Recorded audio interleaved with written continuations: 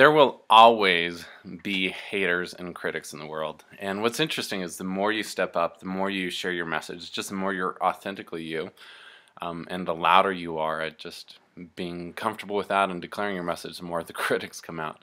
And I know you've seen this, probably true in your own life, and especially when you look at people that are really boldly out there and how much they get criticized or attacked for that. And I spent most of my life with this identity where I was such the people pleaser. Like, I was so concerned about other people's judgment and so concerned about rejection that I'd really always try to manage what I said just to make sure that the other person didn't get upset. And I'm so glad that I've dropped that identity. I'm so glad that I've kind of moved beyond that, and I'm really okay with just whatever other people think, even if they don't like me. And I've just realized that, just like Eleanor Roosevelt said, what other people think of me is none of my business. And I know who I am. I know what my message is about. I know that anytime I share something or anytime I offer my opinion or advice, it's simply with an intention to love and to serve. And if the other person doesn't receive it as that, it's about them and it's not about me.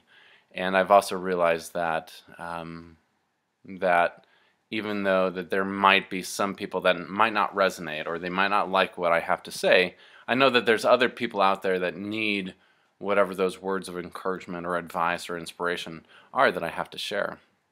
But it's really interesting that the criticism or the critics that sometimes come out, and especially after my post went viral and really was shared with, and read by tens of millions of people across the world, I was bombarded with positive messages, amazing stories of people that had turned their marriages around and had really, made some significant changes in how much their life had improved. But at the same time, I received a lot of messages from critics and from haters and from people that would say all sorts of stuff, either attacking me or whatever, even though I didn't know who they were. And it was really interesting just to observe that come in. And one of the messages I got was classic, and I'm going to share this with you, not for any other reason, just to illustrate kind of how this happens. But this one guy wrote to me in response to my message about marriage advice, and he wrote this. He said, "Marriage is vastly overrated, financially risky, and utterly pointless for men like me who have better options: significant assets, IP, property, bank accounts, and a life. I required a prenuptial agreement in my one and only marriage, and I hit the eject button after 4 years, and I'm not even 40 yet," as though he's bragging about this, right? "I'm wealthy and self-made. Monogamy is not natural, and I worked very hard to get where I'm at. Unlike you," so this is where like the personal attacks is as though this guy knows anything about me. But this is what he says. "Unlike you, I like myself, and I'm not a doormat for a woman. Unlike you, I have many options. Obviously, you do not. Unlike you, I don't feel the need to grovel and supplicate myself before someone else.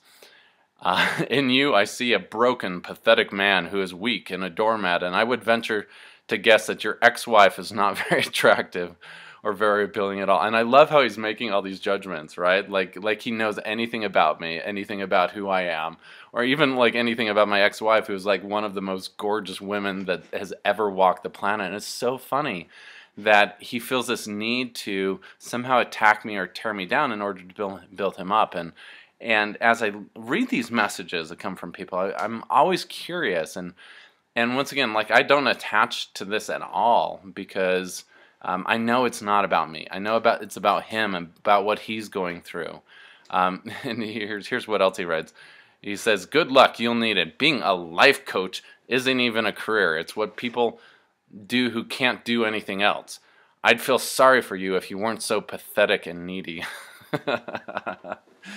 And I seriously, like, when I get messages like this, I just laugh, and it's so humorous and so comical to me. But at the same time, I feel this incredible compassion for this guy, because in this message, I hear so much pain, and I hear so much frustration, and I see this man I've triggered everything in him to the point that he would even take the time to write this.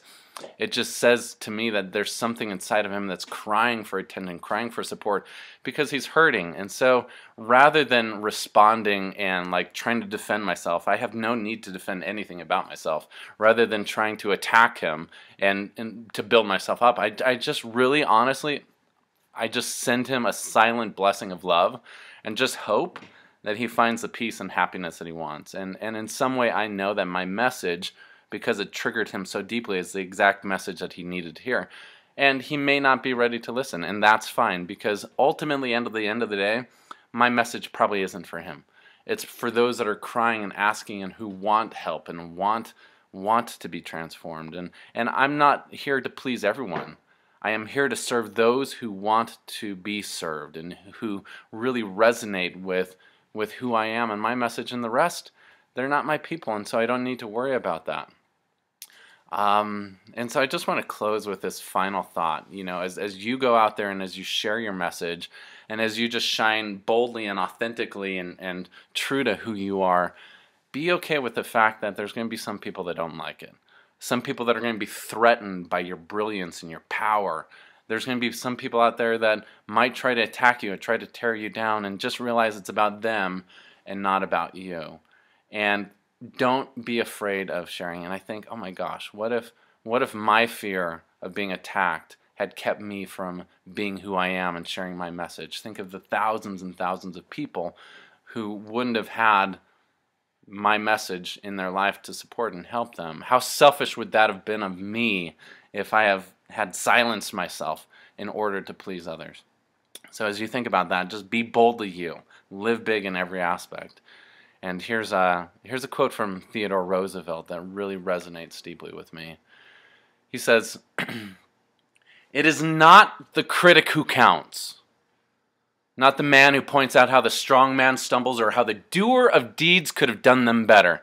No, the credit belongs to the man that is actually in the arena, whose face is marred by dust and sweat and blood, who strives valiantly, who errs and comes up short again and again and again, because there is no effort without error or shortcoming, but who actually does strive to do the deeds, who knows the great enthusiasm, the great devotions, who spends himself in a worthy cause, who at best knows in the end the triumph of high achievement, and who at the worst, if he fails, at least he fails while daring greatly, so that his place shall never be with those cold and timid souls who know neither defeat nor victory."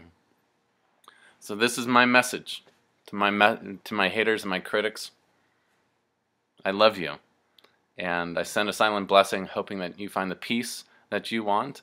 And for everyone else, this is your time. The world needs you. So show up and remember, you've got one life to live.